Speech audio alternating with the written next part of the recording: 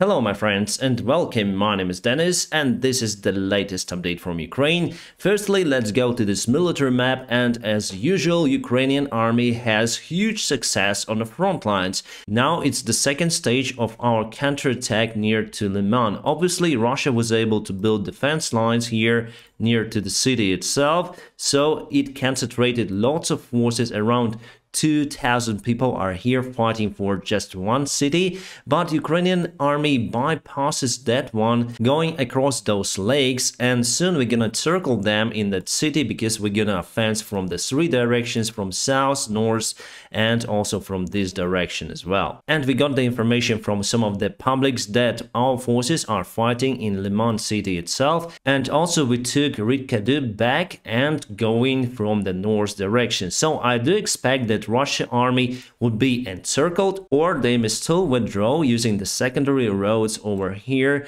and save their army in Lyman. For Russia, it would be one more strike because the fighting is ongoing in Donetsk region. And here is the border between Kharkiv region, Lugansk and Donetsk. So this is Lyman, my friends. It will be freed, I think, next week, and our army little by little bypasses from this direction.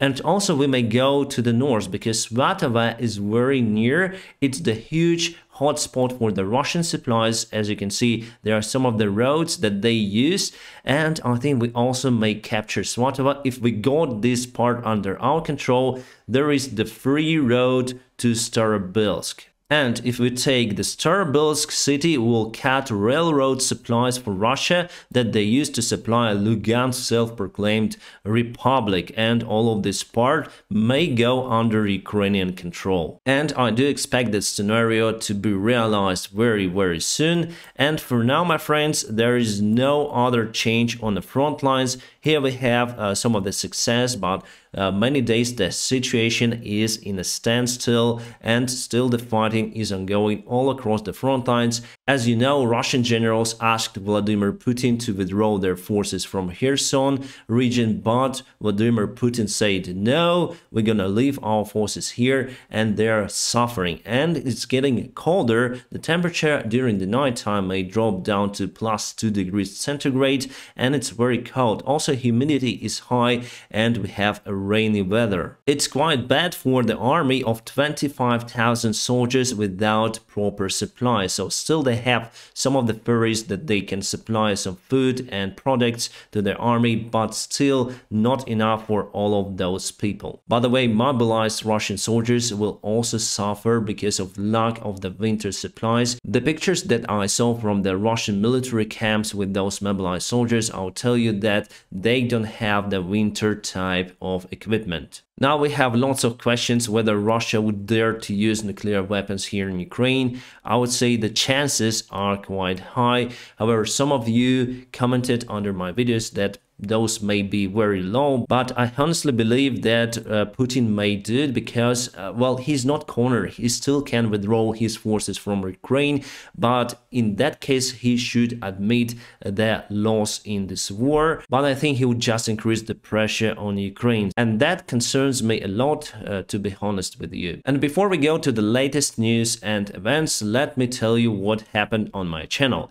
I got the age restrictions on my latest videos. If you have 18+ rating on your videos, it not only restricts the viewers, it also restricts the monetization, and your videos would not go to recommended section of YouTube. I don't know what to do with it because I never use the bad words reviewing my videos. I don't call Russian bad names, I call them Russians, as you might understand. I do respect all of the nations and all of the races, religions, and I don't have the graphic content on my videos.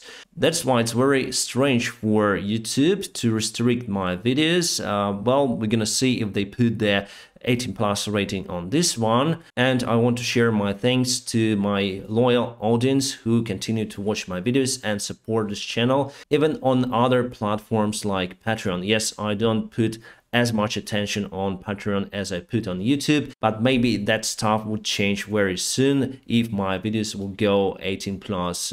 So stay awesome and let's continue watching this video. We got this article from Financial Times. Kyiv Western allies boost nuclear deterrence after Putin's threats. Jake Sullivan says United States is taking the threat deadly seriously. It's kind of terrible sign of escalation. We all remember what had happened before the 24th of February. Then United States of America and basically Western world were telling that Russia may attack Ukraine. And finally, they entered Ukraine. Now they're saying that probably Russia may use nukes. It's hard to predict what may happen, but we have the talks about that possible scenario from many resources and from President Zelensky as well. President Zelensky said that Putin is not bluffing. Alright, we have Russians fleeing Russia to Georgia, and from Monday, Georgia bans the entry for Russian men to Georgia itself. And yet, Russia has no restrictions for its men to leave the country, but we already got the information that some of the parts of the Russian Federation implemented that restriction for their local regions, and people there cannot leave even the local region they live in. Today, there were massive protests in Dagestan, and those guys are more brave compared to Russians in Moscow or St. Petersburg, but still police is very powerful in Russia, and I think there will be no proper outcome from those protests. Today, President Zelensky said that we got the NASAMS anti-aircraft and anti-missile systems already delivered to Ukraine. Awesome news. I think they will be put it around Kyiv and probably near to Kharkiv. Those systems are very effective and they are used to protect even the White House. Our army commander Valery Zaluzhny today said that we finished the regular Russian army.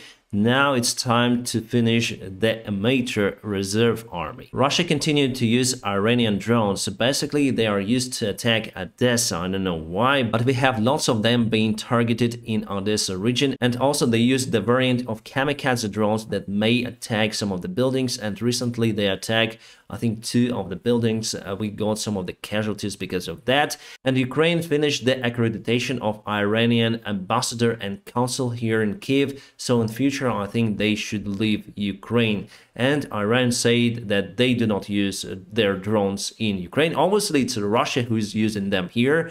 And basically, Iran sold those drones or just gave those drones to Russian army. Here we have the map of international resources of war, and it said that Ukrainian forces already took Rydkadub and very close to Nova and going to Lyman city. I hope it's correct and we're gonna free that one next week. And here you can see that Russia still tries to attack the Bakhmut city and its suburbs. Here we have the vectors of it. We put the defense lines in Bakhmut city itself, and recently we destroyed the bridge that was connecting 2 sides of the city. So we have the river across that one, and to cross to the next one they need to fight with Ukrainians. So I still think they don't have enough resources to take this city, but with mobilized soldiers, probably in future they may do it. Yes, those are untrained soldiers with low morale, but if Russia would throw them in huge numbers, they may have some sort of advantage over Ukrainian army in that case, and I think it would be the first point where Russia may use those new upcoming mobilized soldiers. My friends, I'm gonna keep you updated on situation here in Ukraine. Now don't forget to press the like button, and also if you want to support this channel, there are some of the links under this video. You may support me on Patreon, PayPal or Donatello, whichever you like. Stay awesome and I wish you a peaceful sky wherever you are.